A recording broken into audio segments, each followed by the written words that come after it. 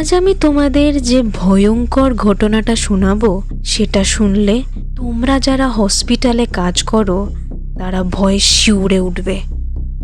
তোমরা যারা হসপিটালে কাজ করো, বিশেষ করে নাইট শিফট, তারা কিন্তু খুবই সাবধান, খুব সতর্ক থাকবে। মানে এখন সে একদম তার দরজার বাইরেই দাঁড়িয়ে। অর্চনাদি পুরো কাঁপতে শুরু করেছে ভয়েতে। কি মতলব ওর? কোনো ক্ষতি করবে না তো দিদির? যেটা এতদিন শুধু শুনেই এসেছিল সবার মুখে, যে রাতে হসপিটালে ঠিক কি কি হতে পারে, সেটাই কি সত্যি হচ্ছে তার সাথে আজ? Welcome to the dark place. আজকের এই ভিডিওতে তোমাদের সবাইকে স্বাগত। ঘটনাটি পুরোটা শুনবে, ভালো লাগলে লাইক করবে ও কমেন্ট করে জানাবে। আর এরকম আরও সত্যি অলৌকিক বা ভৌতিক ঘটনা বা কোনো জায়গার অজানা কিছু ভয়াবহ ইতিহাস বা নানান আরবান লেজেন্ডসের ব্যাপারে শুনতে হলে সাবস্ক্রাইব করে আমার পাশে থাকবে। আজ আমি তোমাদের যে ভয়ঙ্কর ঘটনাটা শোনাবো সেটা শুনলে তোমরা যারা হসপিটালে কাজ করো তারা ভয়ে শিউরে উঠবে।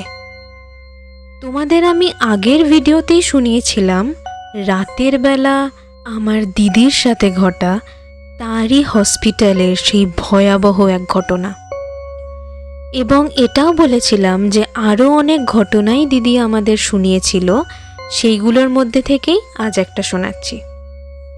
তোমরা যারা হসপিটালে কাজ করো, বিশেষ করে নাইট শিফট, তারা কিন্তু খুবই সাবধান, খুব সতর্ক থাকবে। কেন বলছি সেটা ঘটনাটা শোনার পরই বুঝে যাবে। আর হ্যাঁ, তারই সাথে আমি একদম শেষে আরও একটা অদ্ভুত ঘটনা বলবো, যেটা ওই রাতেই ঘটেছিল। সেটা শুনে তোমরাই আমাকে জানাবে যে তোমাদের কি মনে হয়েছে। আমার দিদির বন্ধুর সাথে ঘটা ভয়ঙ্কর ঘটনার পিছনে কি ওই অদ্ভুত ঘটনাটাই দায়ী, যেটা সেই রাতেই ঘটেছিল, নাকি অন্যই কিছু রহস্য আছে। আর আমিও বলবো আমার ঠিক কি মনে হয়েছে। তোমাদের মধ্যে কেউ যদি হসপিটালে কাজ করো, তাদের যদি এরকম কোনো ঘটনা ঘটে থাকে, অবশ্যই আমাকে জানাবে কমেন্টসে। আমি তোমাদের আগের ভিডিওতে ঘটনাটা শোনানোর সময় বলেছিলাম যে দিদির আর একজন বন্ধু আগে থেকেই সেই হসপিটালে কাজ করত, তার সাথেও এরকম কিছু ঘটনা ঘটেছিল, তাই সে দিদিকে আগে থেকেই সতর্ক করে দিয়েছিল। দিদির সেই বন্ধুর সাথে ঘটা একটি মারাত্মক ঘটনা আজ আমি তোমাদের সাথে শেয়ার করছি। চলো তাহলে শুরু করা যাক। তা প্রায় বেশ কিছু বছর আগের ঘটনা। আমার দিদি তখনও সেই হসপিটালে কাজ করতে ঢোকেনি। দিদির সেই বন্ধুটির তখন ওই 4-5 মাস হয়েছে হসপিটালে কাজ করছে। আচ্ছা, দিদির সেই বন্ধুটির নাম অর্চনা। আমি তাকে অর্চনাদি বলে সম্বোধন করছি, কেমন? অর্চনাদির বেশ কিছু মাস ডে শিফটে কাজ করার পর এবার তার নাইট শিফটের পালা। অর্চনাদিও হালকা কানাঘুষো শুনেছিল যে নাইট শিফটে কী ধরনের ঘটনা ঘটে থাকে, কিন্তু যা হয় প্রথমে কেউই অত পাত্তা দেয় না, যতক্ষণ না সেটা নিজের সাথে ঘটে। আমার দিদিও যেমন প্রথমে অর্চনাদির থেকে শুনেও নিজেকে সতর্ক করেনি। যখন দিদির সাথে ওই মারাত্মক ঘটনাটা ঘটল, যেটা তোমাদের আমি আগের ভিডিওতেই শুনিয়েছি, তখন গিয়ে সে টের পেল ঠিক কতটা সাংঘাতিক হতে পারে। তোমরা যারা আমার আগের ভিডিওটা এখনো শোনোনি তারা এক্ষুনি গিয়ে শুনে নাও, ডেসক্রিপশনে লিঙ্কে দেওয়া আছে। অর্চনাদি কাজ করত ফার্স্ট ফ্লোরে, মানে তার কেবিন ছিল ফার্স্ট ফ্লোর। সেই কেবিনে দুজন বসতো, অর্চনাদি আর একজন, তার নাম শ্রীতমা। অর্চনাদির এই নিয়ে 3rd নাইট শিফট চলছে, সঙ্গে আর একজন থাকে, তাই অতটা অসুবিধা হয় না। কোথাও গেলে দুজন একসাথেই যায় রাতে, তাই ভয় সেরকম এখনো অবধি লাগেনি। সেই রাতে খুব একটা কাজের চাপ ছিল না, তাই হালকা চোখ লেগে এসেছিল ওদের দুজনের। তখন একদম গভীর রাত বলা যায়। অর্চনাদি ওয়াশরুম যাবে বলে উঠে মোবাইলে দেখলো তখন 2:45 বাজে। এমনিতে রাতে বেরোতে হলে বা ওয়াশরুম যাওয়ার থাকলে দুজনে একসাথেই যায় ওরা। তবে সেদিন শ্রীতমাদি চেয়ারেই হেলান দিয়ে ঘুমিয়ে পড়েছিল, তাই আর অর্চনাদি তাকে ডাকেনি। তোমরা যারা আগের ঘটনাটা শোনোনি তাদের জন্য বলে রাখি, ফার্স্ট ফ্লোরে ছিল আইসিইউ, আর ওই ফ্লোরেই একদম শেষ প্রান্তে ছিল মর্গ। তবে ওদের ওয়াশরুমটা ছিল অন্যদিকে, মানে যেদিকে মর্গ ছিল সেদিকটা নয়। আর অর্চনাদিদের কেবিনটা ছিল ঠিক মাঝামাঝি, মানে ওয়াশরুম যেতে গেলে সেই লম্বা করিডোর পেরিয়ে কটা আইসিইউ রুম ফেলে তারপর ডান দিকে একটা সরু প্যাসেজ আছে, যেখান দিয়ে বারান্দায় বেরোনো যায়। সেখানেই স্টাফ রুম আছে আর ওয়াশরুমও আছে। আর তার ঠিক পাশেই আছে সেই মৃতদেহ নিয়ে আসা যাওয়া করার লিফট। অর্চনাদি আস্তে আস্তে বেরিয়ে এলো কেবিন থেকে, যাতে শ্রীতমাদি জেগে না যায়। বেচারা ক্লান্ত হয়ে ঘুমোচ্ছে, তাই আর তাকে ডিস্টার্ব করতে চায়নি সে। কিন্তু যতই হোক, মধ্যরাতে ওরম নিস্তব্ধ ফাঁকা হসপিটালে করিডোর দিয়ে হেঁটে যাওয়া, আবার যে ফ্লোরে নাকি শুধুই আইসিইউ ইউনিট আর মর্গ রয়েছে, সেখানে ভয় পাওয়াটা তো স্বাভাবিক ব্যাপার, তাই না? এই রাতেই কত ক্রিটিক্যাল অসুখ নিয়ে পেশেন্টসরা রয়েছে সেই আইসিইউগুলোতে। কেউ হয়তো মৃত্যুর সাথে প্রাণপণ লড়ছে, কেউ হয়তো দিন গুনছে পৃথিবী ছেড়ে চলে যাওয়ার, আবার কেউ আস্তে আস্তে সুস্থ হয়ে উঠছে। এইসব ভাবলেই হসপিটালের রাতগুলোকে আরও যেন ভয় লাগে। অর্চনাদি যখন হেঁটে হেঁটে একলা সেই করিডোর দিয়ে যাচ্ছে, বাঁদিকে আইসিইউ রুম, সব দরজা বন্ধ, নিস্তব্ধ, আর না চাইতেও যেন বারবার পিছন ঘুরে দেখছে সে, কারণ পিছনেই একদম শেষ প্রান্তে তো মর্গ। তখন বারবার ওইসব চিন্তা ভাবনাই মাথায় আসছে তার। বারবার মনে হচ্ছে এই বুঝি পিছনে কেউ দাঁড়িয়ে আছে, কেউ আসছে। বারবার সে পিছন ঘুরে দেখছে, আর আরও ভয় লাগতে থাকে। ঠিক সেরকমই তখন অর্চনাদির সাথে হচ্ছিল। তারপর শেষমেশ ডান দিকে সেই প্যাসেজে গিয়ে লাস্ট একবার ভালো করে পুরো লম্বা করিডোরটা দেখে নিল, কিন্তু কেউ কোথাও নেই, পুরোই নিশুতি। তারপর ওয়াশরুমের দরজাটা ক্যাঁচ শব্দে খুলল, এবং ঢোকার আগে ভালো করে ভিতরটা দেখে নিল। তারপর তাড়াতাড়ি করে ওয়াশরুমে ঢুকে গেল। ওয়াশরুমটা বেশ বড়, ঢুকতেই বড় আয়না আছে, দুটো সিঙ্ক আছে, আর তার ভিতরে 4-5টা ওয়াশরুম আছে।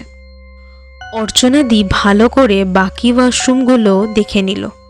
সবকটারই দরজা খোলা, মানে এখন ওয়াশরুমে সে একাই, আর কেউ নেই। মানে আপাতত তখনও তো সেটাই লেগেছিল তার। তখনও মনের ভিতর ভয়ে জাঁকিয়ে বসে আছে। সে আর কিছু না দেখে তাড়াতাড়ি করে একদম প্রথম ওয়াশরুমটাতেই ঢুকে গেল। ঠিক তার কিছু মুহূর্ত পরেই তার ওয়াশরুমের দরজায় কেউ জোরে ধমধম করে ধাক্কা মারল। অর্চনাদি খানিক চমকে উঠল। ওরম চুপচাপ নিস্তব্ধ চারদিকে, তার মধ্যে হঠাৎ ওরম ধাক্কা। কে? শ্রী এলি নাকি? দরজায় ধাক্কা মারছিস কেন? অর্চনাদি একটু জোরে জিজ্ঞেস করল। সে ভাবল নিশ্চয়ই শ্রীতমাদি তাকে না দেখতে পেয়ে ওয়াশরুমে এসেছে, যেহেতু তারা একসাথেই রাতে সব জায়গায় যাতায়াত করে, তাই জন্য হয়তো। কিন্তু না, ওদিক থেকে কোনো রকম উত্তর এলো না। অর্চনাদি তাড়াতাড়ি করে বেরোতেই যাবে, আবার সেই ধাক্কা। এবার অর্চনাদি একটু থমকে গেল। ওয়াশরুমের দরজাটা খুলতে গিয়েও খুলল না। একটু কেমন খটকা লাগছিল তার। অত রাতে হসপিটালে কে এসে ওয়াশরুমের দরজায় ধাক্কা মারছে? পাশের সবকটা ওয়াশরুমই তো খালি। যদি এমার্জেন্সি হতো তাহলে ওইগুলোতেই চলে যেত, কিন্তু সেটা না করে দিদির দরজাতেই কেন ধাক্কা মারছে ওরমভাবে? দিদি আবারও জিজ্ঞেস করলো, কে কে এরকম ধাক্কা মারছে? শ্রী, তুই না তো? কোনো রকম মজা করছিস না তো এই রাত দুপুরে? কিন্তু আবারও সেই একই জিনিস, কোনো উত্তরই এলো না। তবে একটা জিনিস এবার দিদি খেয়াল করলো, বাথরুমের দরজাগুলো মাটি থেকে একটু উঁচুতে, তাই দরজার বাইরে কেউ হাঁটাচলা করলে তার পা স্পষ্ট দেখা যাবে, বা ছায়া পড়লে সেটাও দেখা যাবে নিচ দিয়ে। কিন্তু এক্ষেত্রে অর্চনাদি কারুর ছায়া বা কারুর পা কিছুই কিন্তু দেখতে পায়নি। যে এখন দরজার বাইরে আছে সে তো নিশ্চয়ই একদম সামনে এসেই দরজা ধাক্কা দিচ্ছে, তবে তার ছায়া বা পা কোনোটাই দিদি দেখতে পেল না কেন?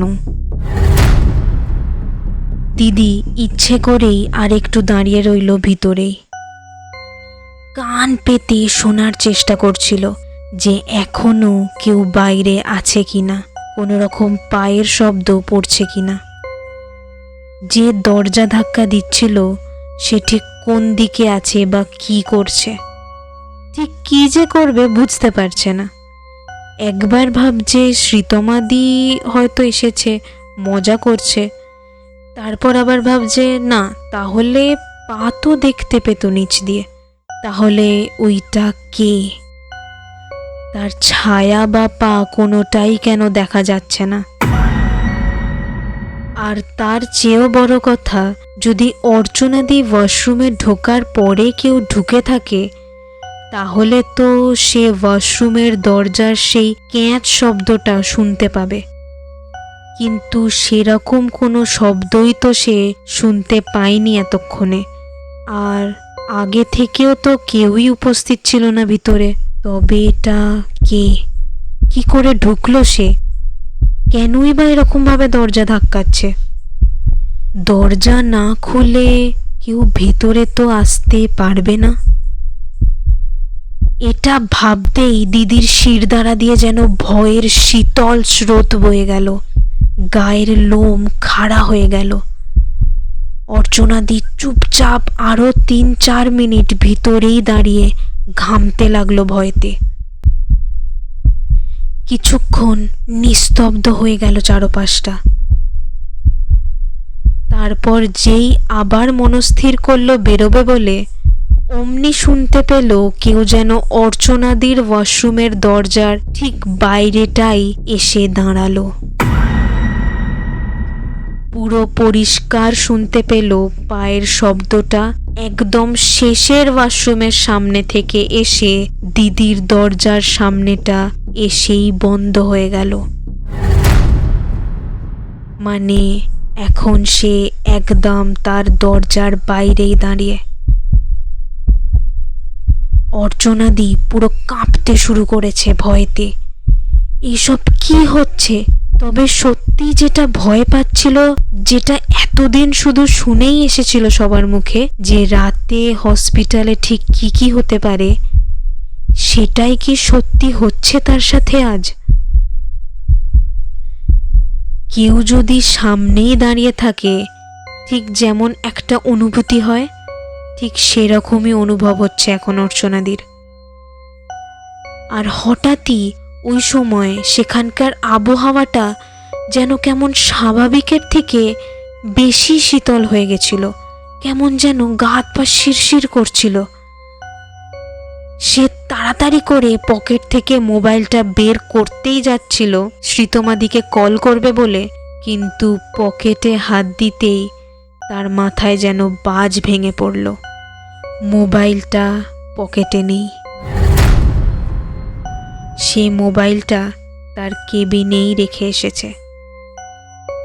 ওই সময় যে ঠিক কি করবে বুঝেই উঠতে পারছিল না, চিৎকার করবে নাকি কাউকে ডাকাডাকি করবে, সব যেন কেমন জট বেঁধে যাচ্ছে তার মাথায়। তারপর ভাবলো একবার নিচু হয়ে দেখার চেষ্টা করবে যে সত্যি কে দাঁড়িয়ে আছে, কারণ পায়ের আওয়াজটা তো ঠিক দরজার সামনেটা এসেই থেমে গেছে। তার মানে যেই থাকুক সে এখন ঠিক অর্চনাদির দরজার বাইরেই আছে, ঘাপটি মেরে দাঁড়িয়ে আছে চুপচাপ। হয়তো অর্চনাদির বেরোনোরই অপেক্ষা করছে সে। এই ভেবে দিদি অনেক সাহস করে আস্তে আস্তে নিচু হলো। যেই দরজার নিচ দিয়ে দেখার চেষ্টা করলো, ঠিক তখনই আবার সেই ধমধম করে ওই দরজায় ধাক্কা। অর্চনাদি তো ভয় পুরো ছিটকে উঠল, ভীষণ ভয়, একদম দেওয়ালে ঠেসে গিয়ে সিটিয়ে দাঁড়িয়ে কাঁপতে লাগলো থরথর করে। কিন্তু এইবার সে দরজায় ধাক্কা পড়ার জন্য এতটা ভয় পায়নি। সে এতটা ভয় পেয়েছে এটা দেখে যে ঠিক যখন দিদি নিচু হয়ে দেখল, তখনই তো দরজায় আবার কেউ ধাক্কা দিল। কিন্তু দিদি তখন পরিষ্কার দেখতে পাচ্ছিল যে তার ওয়াশরুমের দরজার বাইরে কেউ দাঁড়িয়ে ছিল না। এতক্ষণ যাকে ভাবছিল দাঁড়িয়ে আছে, তাকে কিন্তু দরজার নিচ দিয়ে দেখা যাচ্ছে না। কোনো মানুষের পায়ের চিহ্ন মাত্র ছিল না সেখানে। না কারুর ছাওয়া ছিল, না কারুর পা ছিল, পুরো ফাঁকা ছিল জায়গাটা। কিন্তু তাহলে দরজা ধাক্কা দিচ্ছে কে? সামনে না দাঁড়িয়ে তো আর দরজায় ধাক্কা দিতে পারবে না কেউ। আর সামনে দাঁড়ালেই তার পা দেখা যাবে নিচ দিয়ে। তাহলে এটা কি হচ্ছে দিদির সাথে? সত্যি কি তাহলে ভুতুড়ে ঘটনা ঘটছে তার সাথে? কেউই তো নেই দিদি ছাড়া এখন এই ওয়াশরুমে। তাহলে দরজায় ধাক্কা দিচ্ছে কে? কি মতলব ওর? কোনো ক্ষতি করবে না তো দিদির? এইসব ভাবতে ভাবতে কাঁপছে অর্চনাদি, আর সারা শরীরে তখন বাসা বেঁধেছে রক্ত জমাট করা ভয়। তার হৃদস্পন্দন যেন সে নিজে শুনতে পাচ্ছে, এতটাই নিস্তব্ধ নিশুতি চারদিকে। এই নিয়ে 3 বার ধাক্কা দেওয়া হয়ে গেল। এবার তাহলে কি করবে সে? এরপর কি আরো বড় কিছু হবে? তিনি কি এখনো তার দরজার বাইরেই ঘাপটি মেরে আছে, দিদি বেরোলেই তার ক্ষতি করবে বলে? নাকি কিছু বলতে চাইছে দিদিকে? কি চায় সে দিদির থেকে?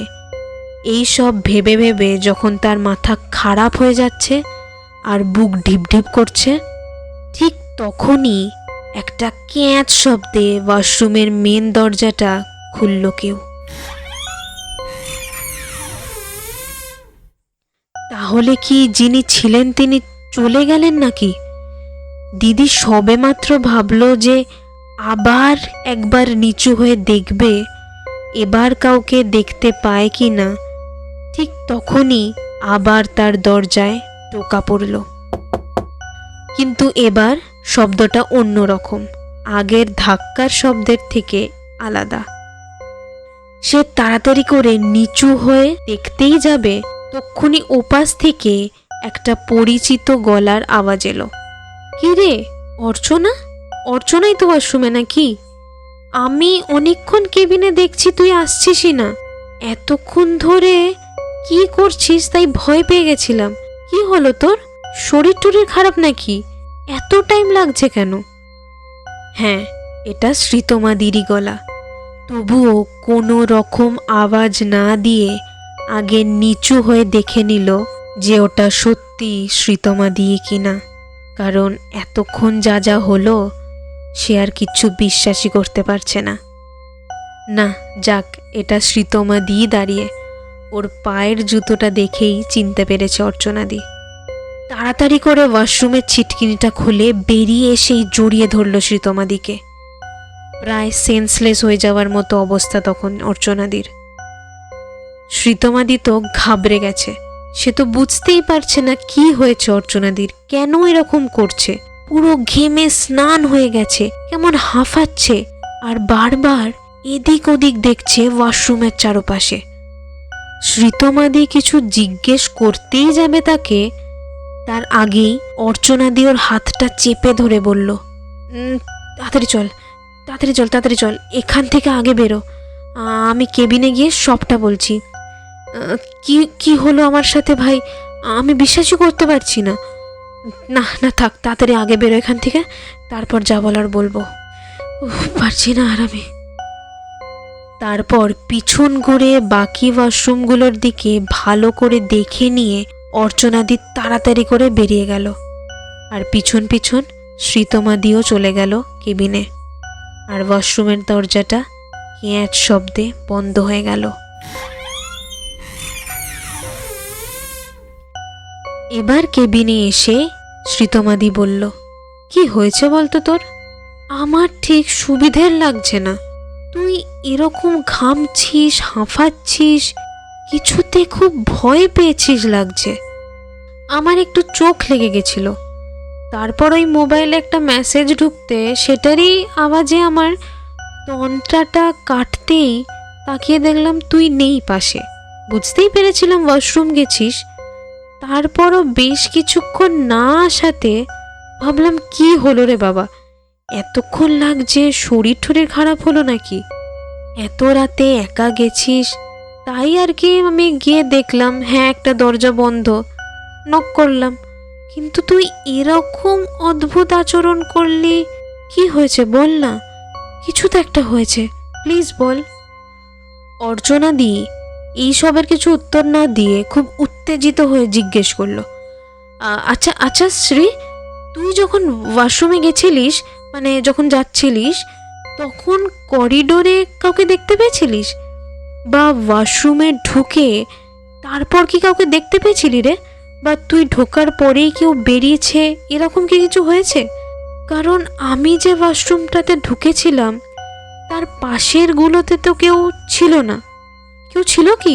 তুই কি দেখেছিস দরজা বন্ধ থাকতে? শ্রীতমাদি বলল, কই না তো, আমি যখন গেলাম করিডোর তখন পুরো ফাঁকা, নিশুতি, আর ভিতরেও তো কেউই ছিল না, শুধু তোর দরজাটাই বন্ধ ছিল, তাই তো আমি ওটায় টোকা মেরে জিজ্ঞেস করলাম অর্চনা কিনা। কেন বলতো? অর্চনাদি এবার একটু নিজেকে শান্ত করে একটু জল টল খেয়ে পুরো ঘটনাটা বলল, যা যা হয়েছিল তখন ওয়াশরুমের ভিতর।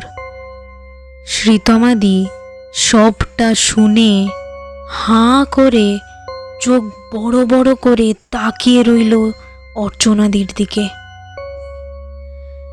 তারও তখন ভয়তে হাত পা ঠান্ডা হয়ে গেল। হাজারো প্রশ্ন তখন ওদের মাথায় ঘুরপাক খাচ্ছে, হাজারো চিন্তা আসছে, আর একটাই কথা ওরা ভাবছে যে তাহলে ওইটা কে ছিল, অমনভাবে দরজা ধাক্কা কেন দিচ্ছিল, কার পায়ের শব্দ পাচ্ছিল অর্চনাদি, কে ওর দরজার বাইরে দাঁড়িয়েছিল কি মতলবে, অর্চনাদির ক্ষতি করবে বলে? আদেও কি ওইটা কোনো মানুষ ছিল, নাকি ছিল কোনো ভূত বা আত্মা? ওরা দুজন সারা রাত ওইটা নিয়ে ভাবতে লাগলো আর আলোচনা করতে লাগলো। সেই রাতটা তো কাটালো ভয়ে ভয়ে। পরের দিন ওরা এই ঘটনাটা 3-4 জন নার্সদের জানিয়েছিল, যারা সেইখানেই আগের দিন নাইট শিফটে ছিল। যদি ওরা কিছু জেনে থাকে, যদি ওদের মধ্যেই কেউ গিয়ে থাকে, হয়তো পুরোটাই ওরা ভুল ভাবছে। নার্সগুলো সবটা শুনে বলল ওরা কেউই ওই সময় ওয়াশরুমে যায়নি কাল, আর এরকম নাকি আগেও কেউ কেউ রাতের বেলা অনুভব করেছে ওই ফ্লোরের ওয়াশরুমে, যে হঠাৎ দরজায় কেউ ধাক্কা দিচ্ছে বা হঠাৎ সিঙ্কে জল পড়ছে ইত্যাদি। কিন্তু যখন ওরা বেরিয়ে দেখেছে কেউ কোথাও ছিল না। তবে দিনের বেলা এইসব কিছুই হয় না, কিন্তু ঠিক কে ছিল, কেন হয় এগুলো, সেটা কেউই বলতে পারল না। তাহলে সত্যি কি কাল রাতে যা ঘটেছিল সেটা রহস্যই রয়ে গেল? বলাই বাহুল্য, এরপর থেকে আর নাইট শিফট হলে ওরা কেউই একা ওয়াশরুমে যায় না বা একা লিফটে করে ওঠানামা করে না রাতের বেলা। একা লিফটে করে নেবে আমার দিদি কত বড় ভুল করেছিল সেটা তো তোমরা আগের ভিডিওতে নিশ্চয়ই শুনেছ। তাই বারবার বলছি, যারা নাইট শিফট করো খুব সাবধান। আর হ্যাঁ, এবার বলি যে কথাটা প্রথমেই বলেছিলাম বলবো, একটা অদ্ভুত ঘটনা শোনাবো যে এই অর্চনাদির সাথে ঘটা ভয়ঙ্কর ভুতুড়ে ঘটনার সাথে এই ইনসিডেন্টটার কোনো লিঙ্ক আছে কিনা, যেটা ওরাও নিশ্চিত নয় আর আমিও নই, তবে একটু সন্দেহ তো থেকেই যায়। তবে শোনো, ব্যাপারটা হলো সেই রাতে, মানে যে রাতেই ঘটনাটা ঘটেছিল অর্চনাদির সাথে, ওই রাতেই ওই ফ্লোরেই, মানে ওই ফার্স্ট ফ্লোরেরই একদম শেষের যে আইসিইউ রুমটা আছে, মানে ওই ডান দিকে ওয়াশরুমে যাওয়ার আগেই যে আইসিইউটা পড়ে, সেই রুমেই যে পেশেন্টটি ছিলেন তিনি সেই রাতেই মারা যান। তার স্ট্রোক হয়েছিল। স্ট্রোকটা বেশ ম্যাসিভ হয়েছিল, ফলে খুবই সিরিয়াস কন্ডিশনে ছিল। তিনি কাল রাত ওই 3টে নাগাদই মারা যান। এই কথাটা ওই নার্সগুলোর মধ্যেই একজন জানিয়েছিল যে ওই পেশেন্টের দেখভাল করছিল, মানে যে নার্সগুলোকে এই অর্চনাদি ঘটনাটা শুনিয়েছিল তাদের মধ্যেই একজন ছিল।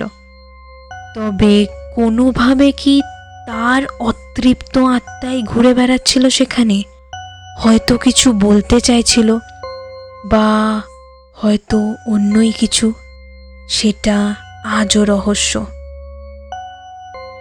এই ব্যাপারটা ওরা সকলেই সন্দেহ করেছিল, কিন্তু নিশ্চিত কেউই নয়। যে যার নিজের মতো করে ভেবে নিয়েছে, যার যেমন বিশ্বাস, এই আর কি।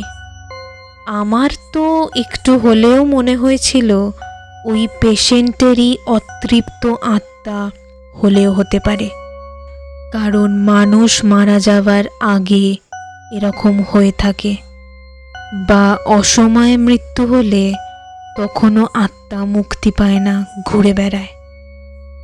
এরকম ঘটনা আমি আগেও বলেছি তোমাদের আমার চ্যানেলে, যেমন সেই দিল্লির পোড়ো বাড়ির ভয়ঙ্কর রহস্য, বা আমার নিজের বাড়িতে আমার ঠাকুমার মারা যাওয়ার আগের ঘটনা, বা মুর্শিদাবাদে সেই বন্ধুর বাড়িতে ঘটা এক অতৃপ্ত আত্মার ঘটনা।